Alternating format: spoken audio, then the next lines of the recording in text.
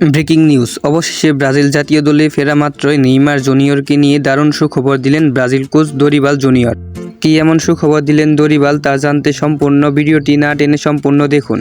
সম্প্রতি 2024 কোপা আমেরিকায় বাদ পড়েছে 9 বার কোপা জয়ী দল ব্রাজিল। কোচের ভুল সিদ্ধান্ত, অভিজ্ঞদের পেনাল্টি মিস এবং ফরওয়ার্ডের বাজে ফিনিশিংয়ের ব্যর্থতায় উরুগুয়ের সাথে হেরে স্বপ্নভঙ্গ হলো সেলেসাউদের। দীর্ঘদিন ধরে ব্রাজিল দলের স্বপ্নভঙ্গ হচ্ছে, কখনো বিশ্বকাপের আসরে, কখনো কোপা আমেরিকায়, কখনো দলের গুরুত্বপূর্ণ খেলোয়াড়কে হারিয়ে স্বপ্নভঙ্গ হচ্ছে 5 বারের বিশ্ব চ্যাম্পিয়নদের। কিন্তু এইবার সেই শিরোপা জয়ের স্বপ্নকে সত্যিতে রূপান্তর করতে আগামী অক্টোবর সেলেসাউদের স্কোয়াডে ফিরছেন নেইমার জুনিয়র।